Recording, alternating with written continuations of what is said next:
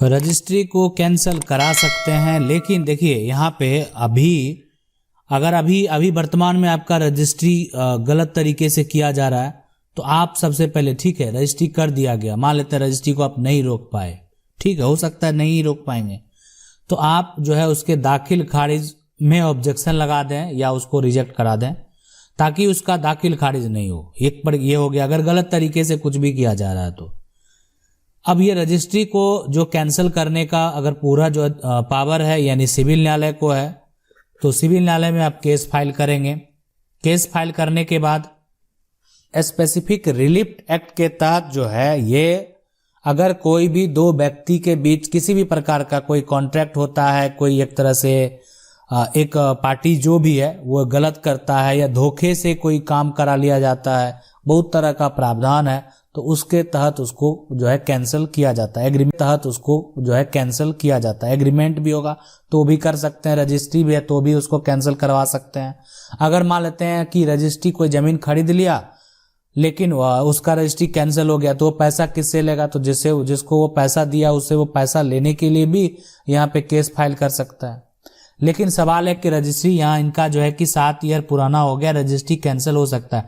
देखिए डिपेंड करता है कि रजिस्ट्री जो है गलत तरीके से किया गया है, इस बात को आप समझें। कोई भी रजिस्ट्री करेंगे, कोई भी रजिस्ट्री कैंसिल कर देंगे, ये कोई तरीका तो नहीं हुआ। अगर रजिस्ट्री जो बेच रहा संपत्ति उसके नाम से वो संपत्ति है, ठीक है, उसका वो पूरा मालिक है, मालिकाना हक है, उसके पास उसके कागजात हैं और वो बेच रहा है, तो उस केस में आप कुछ नहीं कर पाएंगे, इसलिए कि वो सब कुछ उसका सही है। अब उसका प्रीवियस रिकॉर्ड भी, जो पुराना रिकॉर्ड है, वो उसके नाम पे नहीं है। बात आई समझ में कि नया रिकॉर्ड उसके नाम पे आ गया, पुराना नहीं है, गलत तरीके से आ गया और इन्होंने जमीन को बेच दिया। तो बिल्कुल आप ये 7 क्या, अगर ये 30 साल भी हो जाएगा तो भी आप उसको कैंसिल करा सकते हैं, इसलिए कि यहाँ पे ये फर्जीवाड़ा किया गया है। तो ऐसा नहीं है। लेकिन अगर जो नॉर्मल हिस्सेदार वाली बात है, परिवार वाली बात है, तो वहां पे आप समझ सकते हैं कि 12 साल से अगर अधिक हो गया है तो आप न्यायालय में केस फाइल करेंगे तो आपको जो है वहां पे जो एक तरह से रजिस्ट्री को अगर कैंसिल कराने के लिए तो आपका मुकदमा खारिज भी हो जाएगा, ये आप समझ लें। लेकिन अगर कोई फर्जीवाड़ा है, उसमें लग रहा है कि उसमें फर्जीवाड़ा, मुकदमा को देखने के बाद लग रहा है कि इसमें जो है कि गलत किया गया है, तो उस केस में जो है मुकदमा दायर किया जाएगा। उसके बाद वो रजिस्ट्री का 20 साल क्यों ना हो, 50 साल क्यों ना हो, उसको जरूर कैंसिल किया जाएगा। सवाल है कि अगर किसी बहन को उसका अधिकार नहीं दिया, ससुराल से बोझ समझकर निकाले और मायका में भी नहीं अपनाए तो गवर्नमेंट ऑफ इंडिया उनके लिए क्या देखिए एक प्रोविजन है। आप यहाँ पे सबसे पहले देखें कि मायका में भी उन्हें नहीं अपनाए, अपनाने वाली बात नहीं है।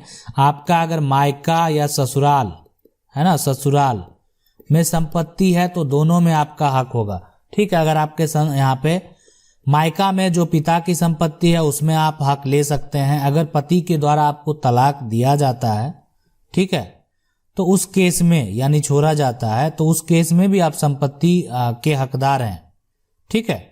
अब यहाँ पे डिपेंड करता है कि अगर वो पति की संपत्ति किस प्रकार की है, ये भी होता है, तो इसमें कंडीशन होता है। लेकिन पिता के संपत्ति में जैसे उनके बेटे का अधिकार है, उसमें आपका भी अधिकार है। आप अपना शेयर लेके अपने मायके में जाके रह सकते हैं और इसीलिए ये काफी बेहतर कानून अभी लाया गया है, लागू भी है और आने वाले समय में ये काफी बेहतर होगा। सवाल है कि सर आप बताएं कि 2 भाई में से एक भाई को 3 लड़के हैं और दूसरे को सिर्फ बेटी है। जिसको बेटी है वो भाई अपनी संपत्ति भाई के बेटों को देना चाहता है, क्या वसीयत द्वारा दे सकता है? देखिए अगर 2 भाई हैं, ठीक है, एक भाई को 3 लड़के हैं, ठीक है, ये दोनों भाई हैं, ये भाई हैं और ये भाई हैं, इनको 3 लड़के हैं, ठीक है, और दूसरे को सिर्फ 2 बेटी है, ठीक है, 2 बेटी है। जिनको बेटी है वो अपने भाई को अपनी संपत्ति भाई के बेटों को देना चाहते हैं, तो बिल्कुल अगर वो संपत्ति पैतृक है, पूर्वज से प्राप्त है ना, पैतृक संपत्ति है, तो वसीयत कर भी देंगे तो कोई फायदा नहीं है, नहीं दे सकते हैं। इसलिए कि आने वाले समय में अगर बेटी के द्वारा जो है केस फाइल कर दिया गया तो कोई भी वसीयत मान्य नहीं होगा, कोई भी रजिस्ट्री भी मान्य नहीं होगा। इसलिए कि वो रजिस्ट्री किसको कर रहा है, रजिस्ट्री ये किसी अन्य व्यक्ति को कर सकते हैं, दूसरे व्यक्ति को कर सकते हैं। परिवार में किसी व्यक्ति को रजिस्ट्री करेंगे तो फिर दिक्कत हो जाएगा, वो ऐसे ही वो आपका गलत माना जाएगा, वो 0 माना जाएगा। तो इसलिए संपत्ति आप जो है अगर इस बेटी के द्वारा और जो है भी सहयोग से आपको दिया जाएगा तब वो मान्य होगा, जिससे भविष्य में दिक्कत ना हो। तो देखिए दिक्कत में यही है कि सीधी सी बात है कि इसमें जो ये भाई हैं उनके साथ साथ दो बेटी का भी आपका सपोर्ट मिल जाए आपको, यानी जो भी वसीयत बनाए उसमें वो सपोर्ट करें या जो भी रजिस्ट्री हो उसमें वो सपोर्ट करें, तो आपको भविष्य में कभी कोई दिक्कत नहीं होगा। सर अगर पटवारी तहसीलदार जो है एसडीएम भ्रष्टाचार में लिप्त हो जाएं तो कहाँ जाएं? थाना प्रभारी भी मिले हुए हैं। देखिए आप न्यायालय में जाइए, न्यायालय में अगर कोई भी मामला अगर आपका है, कोई भी अधिकारी अगर, देखिए सबसे पहले तो बड़े बड़े अधिकारी अगर आपके पास एक तरह से सही प्रमाण हो तभी किसी पे आप आरोप लगा सकते हैं। इतने बड़े अधिकारी काफी बेहतर तरीके से काम करते हैं अगर लेकिन अगर आपको लगता है कि किसी प्रकार का भ्रष्टाचार है तो आप उसके लिए स्वतंत्र हैं। आप जो है न्यायालय में केस फाइल करें, आप जो है इनके खिलाफ जो है कोर्ट में केस फाइल कर सकते हैं, ठीक है, या मजिस्ट्रेट के पास। अब यहाँ पे अगर जो उसके ऊपरी अधिकारी हैं, अगर एसडीएम भी हैं तो आप जिला अधिकारी, या अगर नहीं है तो आप न्यायालय में करें अगर आपके पास प्रूफ है। देखिए अगर उनके द्वारा गलत किया गया है ना तो न्यायालय में ये जरूर गलत साबित हो जाएगा और फिर उनको दिक्कत भी हो सकता है।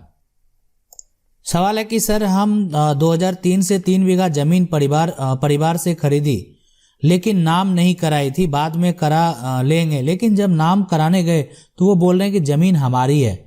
2021 में भी कब्जा हमारा है और ना आज तक उन्होंने कोई आपत्ति लगाई, तो कानूनी रूप से इसके मालिक हो सकते हैं क्या? देखिए कानूनी रूप से फिलहाल अभी आप मालिक हैं इसलिए क्या है, लेकिन आप सरकार के नजर में मालिक नहीं हैं। आप सरकार के नजर में इसलिए मालिक नहीं है कि उस जमीन का दाखिल खारिज आपको कराना होगा। आपने खरीदा लेकिन अगर मान लेते हैं कि कब्जा आपका है और आपने रजिस्ट्री ही नहीं अगर कराया है, जैसे आपने तो ये मेंशन किया 3 बीघा परिवार से खरीदी लेकिन नाम नहीं कराई थी, बाद में करा लेंगे, आपने रजिस्ट्री अगर नहीं कराई तो फिर अभी फिलहाल आपका कब्जा है और उस आधार पे आप जो है कानूनी रूप से कुछ नहीं कर पाएंगे। ठीक है, फिलहाल आप ये मालिकाना हक का जो है दावा कर सकते हैं, ठीक है, लेकिन अगर 2021 तक पूरा लैंड का टैक्स जो है जमीन मालिक ही दे रहे हैं तो फिर आपको दिक्कत हो सकती है। तो इसीलिए आप इस मामला अगर है इस तरह का मामला, देखिए कोई भी गलत करेगा तो उसको एक दिन मान लेते हैं गलत उसके साथ भी होना ही है। तो ग्रामीण क्षेत्र से बिलोंग करते हैं तो प्रयास करें ग्राम पंचायत से कि अगर कोई जमीन मान लेते हैं जिसे आप खरीदे हैं, अगर वो नहीं लिख रहा है तो वहाँ आपका मामला हो जाए, थाना प्रभारी से मामला हो जाए। कि न्यायालय में जाएंगे, न्यायालय अगर वहाँ पे जाएंगे तो सबसे पहले सबूत वाली बात होती है, तो अगर आपके पास उसके सबूत हैं, गवाह हैं, तो आप उसमें वहाँ पे पेश कर सकते हैं, लेकिन ये लंबा समय होता है। हाँ, सबसे बड़ी प्लस पॉइंट है आपके साथ कि आपका उस संपत्ति पे दखल भी है। अगला सवाल है कि नजीम बिहार दरभंगा, सर मेरा सवाल है कि मेरा नानी के पिता यानी मेरा जो है यहाँ पे परनाना के नाम से जमीन है और मेरे परनाना का कोई वंशज नहीं है, उनका सिर्फ एक बेटी थी जो मेरी नानी हुई, हुई। मेरे नानी के 2 औलाद, एक बेटा एक बेटी, मैं उसकी बेटी का संतान हूँ, क्या यह जमीन मेरा हो सकता है? कृपया सर जवाब दें। देखिए अगर उनके बेटे हैं और उनका भी परिवार है और का सारा नामांतरण उनके नाम से हो चुका है, उस केस में देखिए न्यायालय में अगर आप जाएंगे, केस फाइल करेंगे, बेटी को भी अधिकार है संपत्ति में, तो आप अपना अधिकार जरूर ले सकते हैं, ठीक है, लेकिन इसके लिए अब आपको न्यायालय में जाना पड़ेगा अगर ये मामला पुराना है और उनके द्वारा संपत्ति नामांतरण भी कर लिया गया है तो अपना जो हक है, आपकी माँ का जो हक है, तो न्यायालय द्वारा आप जो है बिल्कुल ले सकते हैं। सवाल है कि सर मेरा आंसर प्लीज दीजिए। मेरा जमीन का खतियान बहुत पहले कोई मास्टर फर्जीवाड़ा करके बनवा लिया था फर्जी सर्वे में, अब वो खतियान बनवा लिया और जमींदार भी उसको ही रसीद काट के जो है जमीन दे रहे हैं। मुझे कैसे क्या करना चाहिए? एक रात की बात यह है कि पुराना रसीद है दादाजी, उस समय का रसीद के आधार पे मुझे, हाँ अगर वो सब कुछ है आप उसके आधार पे आप टाइटल सूट सिविल न्यायालय से कीजिए, ठीक है, सिविल न्यायालय से कीजिए।